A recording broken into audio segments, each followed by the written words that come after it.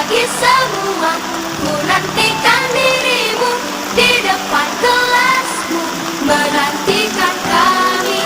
Guruku tersayang, guru tercinta, tanpamu apa jadinya aku? Tak bisa baca tulis, mengerti banyak hal. Guruku, terima kasihku. Nyatanya diriku kadang buatku marah, namun segala maaf kau berikan.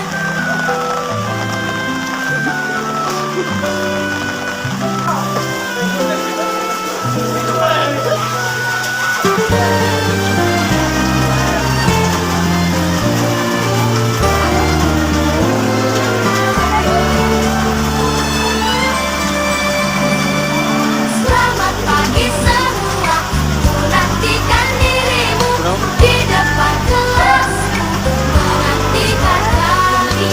Guruku tersayang,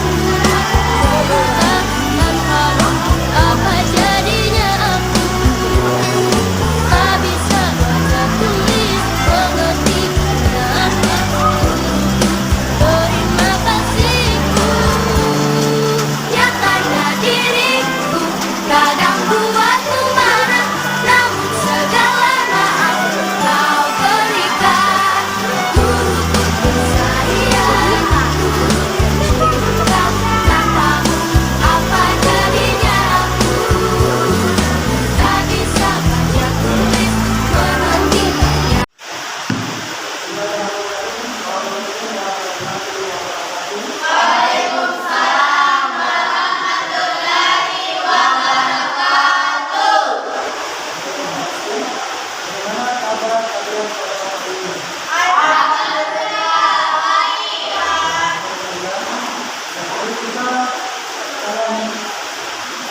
Kita akan menjadi sekarang ini tetap harus menjaga kesehatan dan mematuhi protokol kesehatan ya.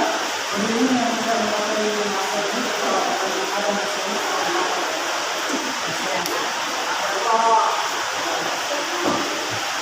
jadi kesehatan itu sangat penting ya. Kalau pendidikan kalau tidak sehat ya tidak bisa belajar dengan benar.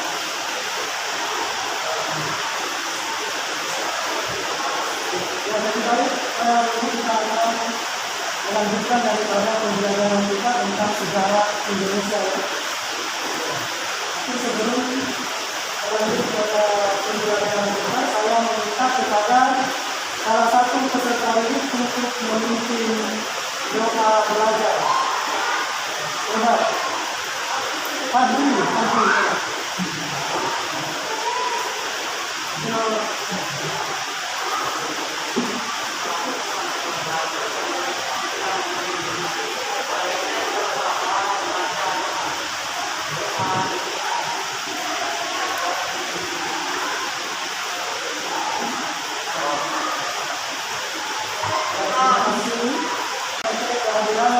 Siswa satu persatu Aiman Salsabila Al-Quran Dunia Fahmi Farhana Fitri Ramadhani Tentang Presiden Soeharto ini kemudian dia mencoba untuk melakukan perbaikan tentang atau terhadap kehidupan atau terhadap perekonomian daripada bangsa Indonesia. Dia mencoba untuk memperbaiki daripada perekonomian bangsa Indonesia yang selama ini dianggap tidak bagus pada masa pemerintahan Orde Lama. Melihat daripada kondisi Indonesia dan mayoritas penduduknya adalah sebagai petani, dan juga keadaan birokratisnya yang agraris, ya kalau mau dipresentasikan kepada, yaitu 75% itu adalah wilayahnya agraris, 75% ya. Wilayah Indonesia itu adalah wilayah agraris, yang pertama, penduduk bangsa Indonesia juga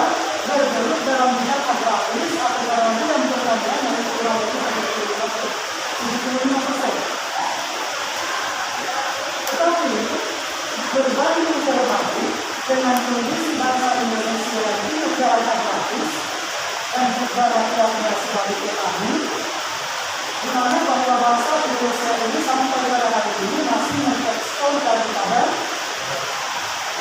hasil pertanian. Seperti apa hasil pertanian yang diekspor? Misalnya seperti apa namanya itu?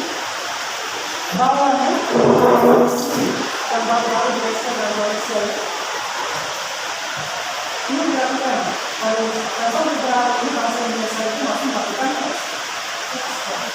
Apa impor? Masih melakukan impor. Yaitu dari Malaysia ke Indonesia, dari Vietnam ke Indonesia, Thailand dan sebagainya. Nah, pertanyaan kemudian, kenapa bangsa Indonesia ini sebagai negara agraris masih melakukan ekspor? Apa kira-kira yang dapat kita? Kalian bisa memberikan suatu komentar?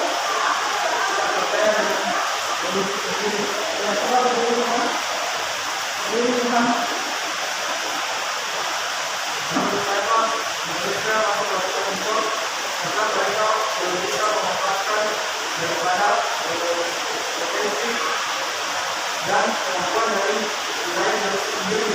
Tapi sudah dikatakan bahwa Indonesia adalah 75% itu adalah agraris. Mengapa harus melakukan impor? Itu bisa dijadikan karena mereka memiliki keraguan terhadap hasil produksi sendiri.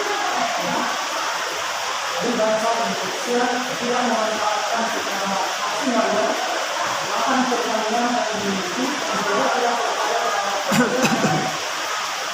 sehingga mereka melakukan satu impor dari luar negeri impor. Tetapi seandainya tidak begitu, ini katanya untuk menetralisir daripada harga di Indonesia, maka salah satu jalan adalah harus melakukan impor. Karena melihat bahwa masih banyak rakyat yang kurang mampu, yang tidak bisa menjangkau daripada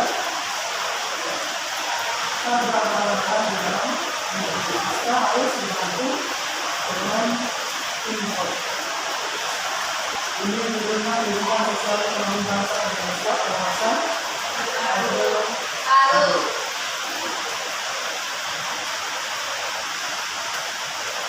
kompetensi dasar, yaitu menganalisis perkembangan kehidupan indikator pencapaian. Yang pertama adalah menganalisis kebijakan ekonomi pemerintah pada masa terbaru.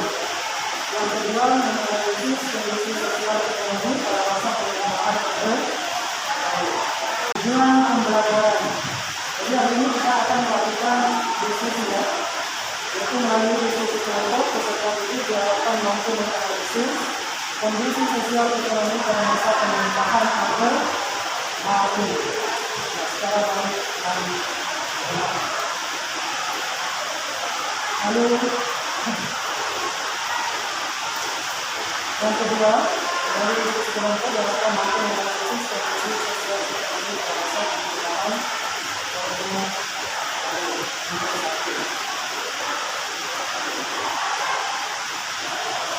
Lebih baik saya sedikit akan membahas yaitu tentang kebijakan ekonomi bangsa Indonesia pada masa terbaru. Mungkin ada yang tahu yang termasuk kebijakan perekonomian bangsa Indonesia pada masa terbaru. Yang bisa salah satu kebijakan perekonomian bangsa Indonesia pada masa terbaru.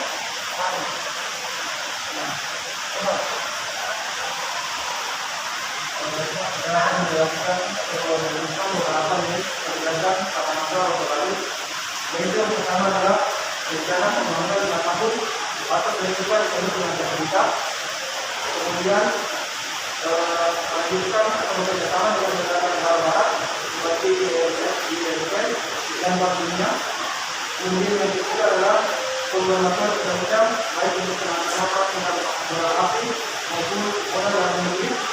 Kemudian pemulihan bidang ekonomi yang dilakukan mulai 1966 sampai 1973. Dan yang kedua adalah pertumbuhan ekonomi dan produksi pemerintah. Dan kemudian yang terakhir adalah ekspor dan deregulasi. terima kasih. Tangan buat Tuhan. Jadi kebijakan di antara kebijakan ekonomi daripada bangsa Indonesia. Secara garis besarnya yaitu ada dua ya. Secara garis besar kebijakan ekonomi. Kebijakan ekonomi itu secara garis besarnya. Yang pertama adalah pembangunan jangka panjang.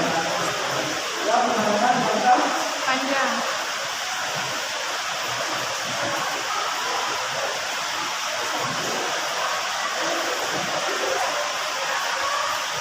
pembangunan jangka panjang. Tadi yang kedua adalah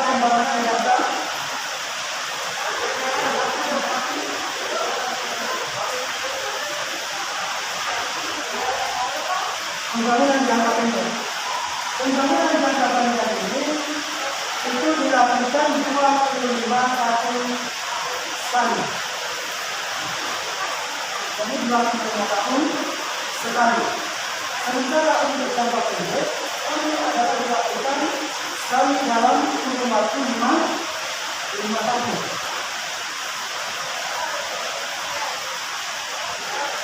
Jadi sekali dalam kurun waktu 5 tahun.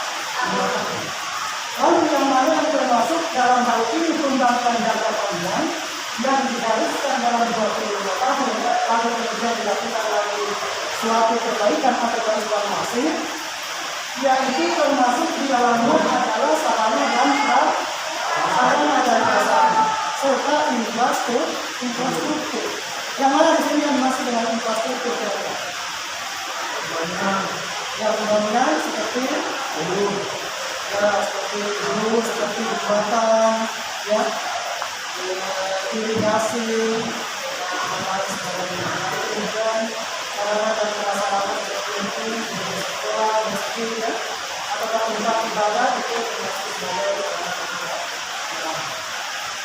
ini dilakukan dalam perbaikan atau evaluasinya itu dilakukan sekali dalam kurun waktu 25 tahun.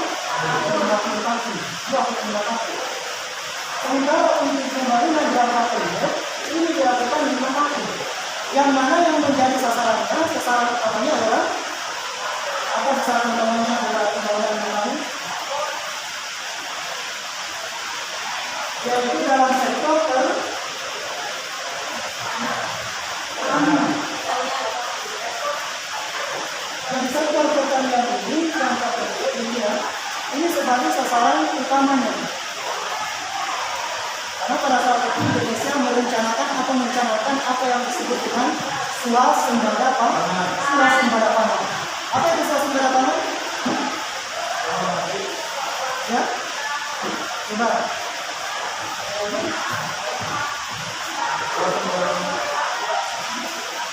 Swasembada pangan adalah keberhasilan Indonesia dalam mencapai keberhasilan sendiri.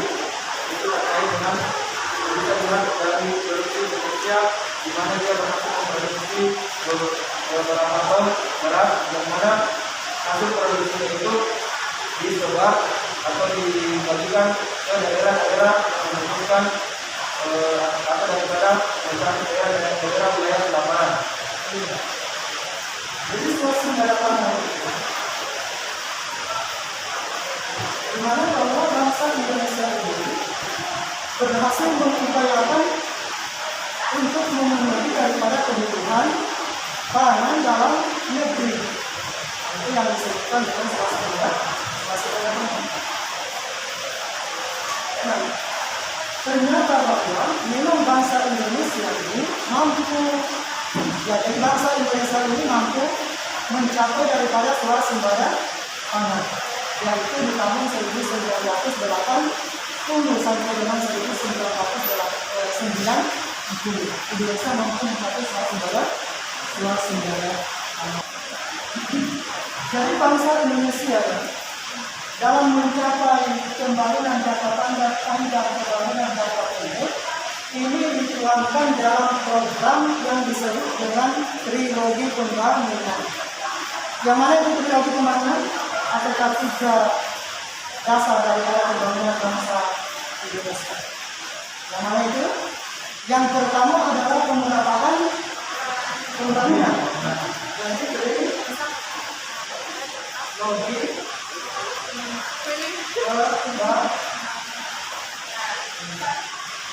jadi trilogi pembangunan. Trilogi pembangunan itu ya, yang pertama adalah pemerataan pembangunan. Apalagi pemerataan pembangunan, apalagi ya, perekonomian cukup tinggi. Yang ketiga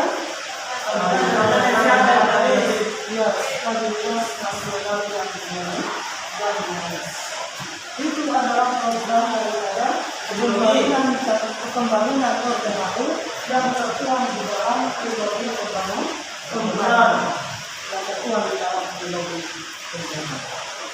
Nah, sekarang yang kedua yaitu tentang kondisi sosial ekonomi pada masa Orde Baru. Kita bisa lihat di sini ada beberapa yang dicanangkan dalam sosial ekonomi Indonesia. Yang pertama adalah transmigrasi. Yang kedua adalah keluarga berencana. Yang ketiga adalah yang keempat tadi ada 4 ya?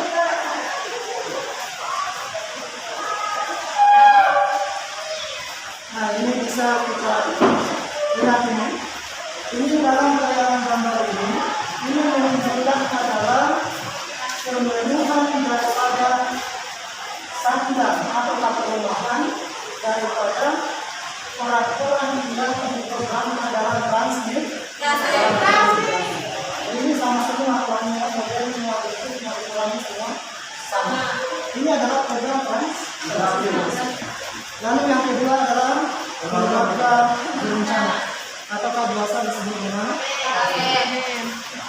Apakah KBM ini hanya ada pada masa pemerintahan Soeharto? Ada yang bisa ya? Bisa lah sekarang. KBM. Apa itu KBM?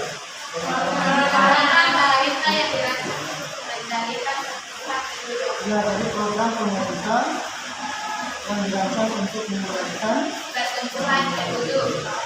bukan untuk menekan pertumbuhan penduduk ya. Berikutnya adalah pendidikan baik, di mana Presiden Soeharto ingin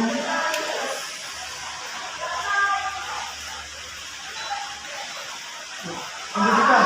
Jadi pada masa pemerintahan Soeharto di sini, yaitu dia menerapkan daripada pemerataan pendidikan di negara Republik Indonesia. Makanya dari tahun sampai dengan tahun 1970, Presiden Soeharto sudah mampu membuat daripada sekolah impres. Ya, sekolah impres yaitu kurang lebih 150.000 daripada sekolah impres. Lalu kemudian apalagi programnya dalam pendidikan ini, yaitu pendidikan 9 tahun atau selagi belajar 9 tahun atau biasa disebut dengan berikutnya yaitu saya akan membagi kelompoknya, yaitu membagi atas 4 kelompok.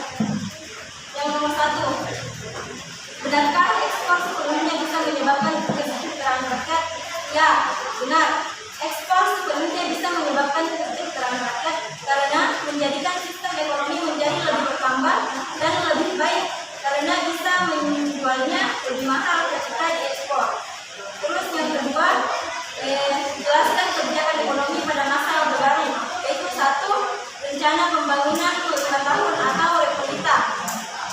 Repolita atau rencana pembangunan 5 tahun adalah kebijakan Orde Baru dalam bidang ekonomi yang dimulai pada tahun 1999 sampai tahun 1994. Yang kedua, bekerjasama dengan negara-negara barat dan lembaga keuangan seperti IMF dan Bank Dunia. Yang ketiga, pemberlakuan undang-undang penanaman modal asing dan penanaman modal dalam negeri. Dua undang-undang yaitu Undang-Undang Nomor 1 Tahun 1967 tentang penanaman modal asing dan Undang-Undang Nomor 6 Tahun 1968 penanaman modal dalam negeri dibuat untuk membuka perekonomian dan menggiatkan kembali dunia usaha swasta. Kebijakan ini didesain oleh ahli-ahli ekonomi dan tenaga profesional yang selama itu mempunyai hubungan dengan angkatan darat. Terus yang keempat itu pemulihan di bidang ekonomi mulai 1966 dan 1973. Tujuan dasar dari kebijakan Orde Baru tersebut yaitu pembangunan ekonomi negara dengan bergabung kembali dalam jajaran ekonomi dunia, yaitu menjadi anggota IMF dan menjadi anggota PBB kembali dari Bank Dunia pada kurun waktu tahun 1960-an. Terus yang kelima itu pertumbuhan ekonomi dan intervensi pemerintah. Kebijakan Orde Baru tetap menjaga pertumbuhan ekonomi tahunan yang dapat di atas angka 5%. Indonesia saat itu juga mendapat keuntungan secara signifikan dari perdagangan minyak dunia tahun 1970-an. Terus yang keenam itu ekspor deregulasi sejak 1983 sampai 1996. Ekspor menjadi salah satu hal penting yang patut dibahas jika kita mendiskusikan sejarah kedaulatan Orde Baru. Karena pada kenyataan aspek ekonomi memainkan peran yang sangat penting pada saat itu. Terima kasih. Demikian hasil presentasi dari kelompok 1. Tadi hasil diskusi yang telah disampaikan oleh kelompok 1. Berikan tepuk tangan untuk kelompok. Terima kasih atas waktu yang diberikan. Segera saya akan mempresentasikan hasil diskusi kelompok 2, yaitu dampak positif dan dampak negatif dari program transmigrasi. Yang pertama, dampak positif. Terjadinya pengembangan wilayah. Kedua, memanfaatkan lahan yang kosong. Ketiga, adanya pemerataan penduduk. Dampak negatif. Pertama, alih fungsi lahan. Kedua, berpotensi terjadinya konflik antara masyarakat setempat dan para transmigrasi. Yang ketiga, biaya untuk pembangunan wilayah transmigrasi tidak sedikit. Baiklah, itulah tadi diskusi dari kelompok 2. Terima kasih dan saya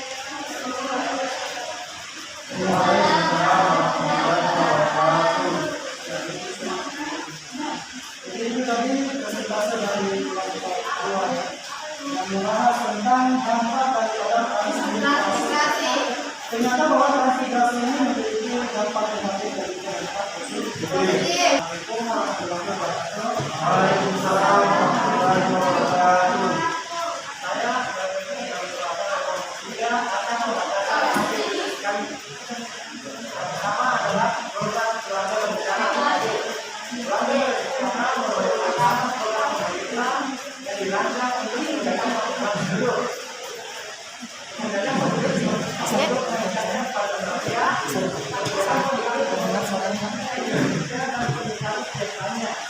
pada tahun 1967, pertumbuhan penduduk Indonesia mencapai 2,6%, dan pada tahun 1996 telah menurun drastis menjadi 1,6%. Mereka berbeda antara program KB dengan kesejahteraan rakyat. Dengan adanya KB, sebagai perencanaan keluarga memberikan kesempatan bagi perempuan untuk menempuh jenjang pendidikan yang lebih tinggi yang berkarir secara profesional. Dengan meningkatnya jumlah wanita yang sehat berpendidikan, serta produktif akan sulit mensejahterakan kondisi ekonomi negara-negara nasional seperti Indonesia. Sebab pemberdayaan perempuan dapat meningkatkan derajat seluruh masyarakat Indonesia keluar dari kemiskinan. Keluarga sejahtera adalah keluarga yang dapat memenuhi kebutuhan anggota keluarganya dalam hal pengajaran, agama, pangan, papan, pendidikan, kesehatan, serta dapat memberikan kontribusi bagi masyarakat sekitar. Yang kedua adalah puskesmas dan posyandu. Pada tahun 1984 dikembangkan pos pelayanan terpadu atau posyandu, yaitu pengembangan dari pos penimbangan dan provinsi. Posyandu dengan 5 programnya yaitu IPA, KB, gizi, penanggulangan diare dan penyita. Posyandu bukan saja untuk pelayanan balita tetapi juga pelayanan ibu hamil. Bahkan pada waktu tertentu untuk promosi dan distribusi vitamin A, Fe, garam, biodium, dan suplemen gizinya. Bahkan posyandu saat ini juga menjadi andalan kegiatan pergerakan masyarakat seperti campak dan TNA. Lantas, bagaimana hasil atau perkembangan kemajuan pelayanan kesehatan dengan sekarang? Pelayanan kesehatan saat ini sedang mengalami kemajuan yang sangat baik, di mana fasilitas kesehatan sekarang memadai dan pelayanan kesehatan di daerah pedesaan juga mudah diakses. Serta pemerataan di bidang kesehatan jauh lebih baik dibandingkan sebelumnya. Dengan adanya kemajuan teknologi dan ilmu pengetahuan, mengakibatkan masyarakat lebih mudah untuk memperoleh pelayanan kesehatan yang berkualitas. Sekian hasil diskusi kami. Assalamualaikum warahmatullahi wabarakatuh. Assalamualaikum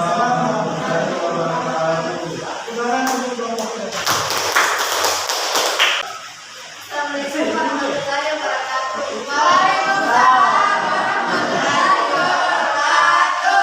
Saya perwakilan dari kelompok 4 akan mengeluarkan hasil diskusi kami, yaitu pendidikan menjadi pembangunan atau masa pembangunan dikarenakan pada saat itu pembangunan yang merata di daerah-daerah Indonesia, baik di pelosok wilayah Indonesia. Tidak hanya itu, pertumbuhan ekonomi juga pada saat itu cukup tinggi dan stabilitas nasional yang sehat dan dinamis. Lantas, bagaimana pengaruh pendidikan terhadap perkembangan ekonomi? Pendidikan merupakan indikator yang dapat mempengaruhi terjadinya pertumbuhan ekonomi yang dapat meningkatkan pendapatan masyarakat, di mana pendidikan mendorong pertumbuhan ekonomi dan sebaliknya pertumbuhan ekonomi memperlancar pendidikan suatu negara, suatu daerah maupun desa. Itulah tadi hasil diskusi dari kelompok 4. Assalamualaikum warahmatullahi wabarakatuh. Jadi demikian tadi presentasi hasil diskusi dari semua kelompok. Kelompok 1, 2, 3, dan 3.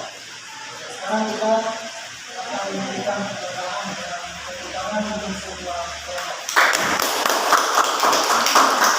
Assalamualaikum warahmatullahi wabarakatuh.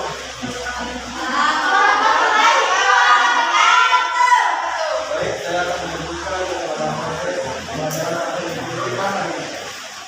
Yaitu yang pertama adalah mengenai kegiatan ekonomi. Kegiatan ekonomi ini bisa dikenal dari pembangunan jangka panjang dan pembangunan jangka pendek. Di mana pembangunan jangka panjang itu dilakukan setiap pembangunan jangka sekali dan pembangunan jangka pendek setiap 5 tahun sekali. Kemudian kita masuk kepada poin kedua mengenai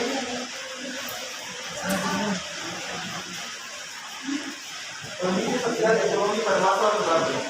Kondisi sosial ekonomi pada masa orde baru bisa dilihat dari keberhasilan Indonesia dalam mencapai pertumbuhan pangan, di mana Indonesia berhasil memproduksi 25,8 ton beras. Dengan demikian, Indonesia berhasil memenuhi kebutuhan sendiri dan dapat melakukan ekspor ke luar negeri, utamanya kepada daerah-daerah wilayah pelabuhan seperti halnya Afrika Selatan. Kemudian lanjut kepada program-program untuk memperbaiki kesejahteraan daripada masyarakat Indonesia. Yang pertama adalah transmigrasi. Apa itu transmigrasi? Transmigrasi adalah perpindahan penduduk dari daerah yang lorong, dari daerah yang padat ke daerah yang lorong. Di mana hal ini ternyata bisa berdampak pada dampak positif dan dampak negatif. Di mana salah satu dampak positifnya adalah seseorang bisa mendapatkan atau meningkatkan rasa persaudaranya di daerah atau wilayah yang baru. Kemudian apa daripada dampak negatifnya? Dampak negatifnya adalah meninggalkan wilayah sendiri yang harusnya dikembangkan dan berada di tangan daripada masyarakat yang meninggalkan daerahnya tersebut. Kemudian keluarga berencana atau KBS. Maksud daripada keluarga berencana atau KBS ini adalah untuk menjaga atau mengendalikan pertumbuhan penduduk, di mana diharapkan dari program KBS ini masyarakat khususnya dapat mencapai kesejahteraan dengan adanya program KBS tersebut. Kemudian lanjut kepada puskesmas dan posyandu. Puskesmas dan posyandu di sini berperan sebagai alat atau untuk atau tempat masyarakat untuk melaksanakan atau mendapat pelayanan kesehatan. Di mana di sini bisa dilihat dari peran puskesmas dan posyandu, salah satunya melayani anak-anak dan melayani ibu-hamil. Itu pada program puskesmas dan posyandu. Kemudian lanjut kepada pendidikan. Di pendidikan di sini kita bisa melihat gambar kasihan daripada kepemimpinan pada masa itu oleh Soeharto dengan adanya konsepsi pendidikan yang nyatanya memang betul membawa dampak positif bagi masyarakat ataupun daerah Indonesia, di mana ada pelajar-pelajar Indonesia di luar negeri, kemudian mereka kembali dan membangun negara ini. Saya bilang bagian dari kesimpulan kita hari ini. Assalamualaikum warahmatullahi wabarakatuh. Waalaikumsalam warahmatullahi wabarakatuh.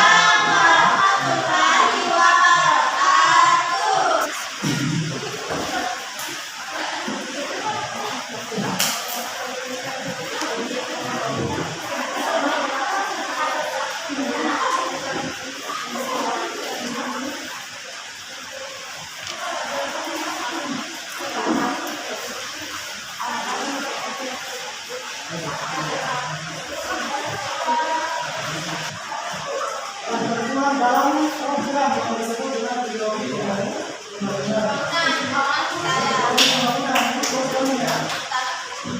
baru tiga aspek dalam ideologi pembangunan.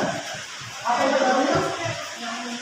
Nah, yaitu stabilitas nasional, pertumbuhan ekonomi, dan pengembangan pembangunan. Itu apanya dalam lalu ada kalimat.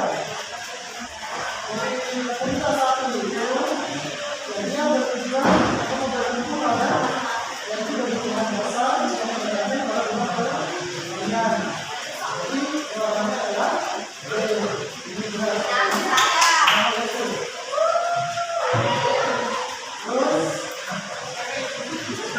yang merupakan satu dari memberikan stabilitas kami untuk melakukan program pembangunan dan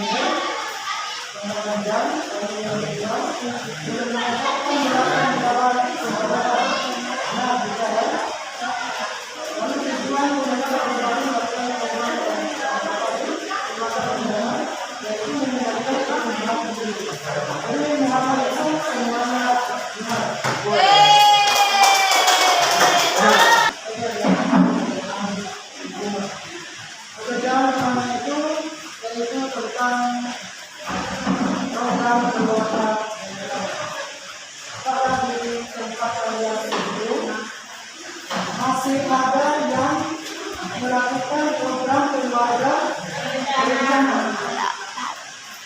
Dan apakah keluarga berencana ini? Yang dua anak itu yaitu efektif atau efektif memang menekan lagu itu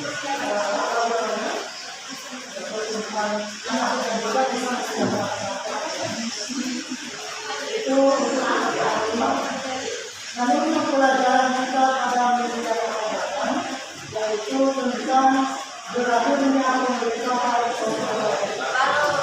Orde Baru itu berakhir pada tahun 1998. Itu yang akan kita Sebelum kita lanjut daripada pembelajaran kita hari ini, mari kita bersama berdoa kepada Tuhan Yang Maha Esa.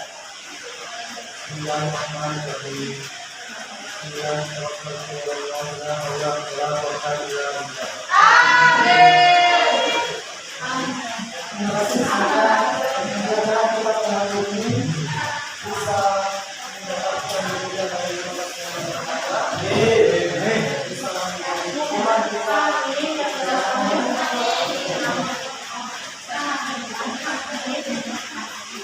Saya berdoa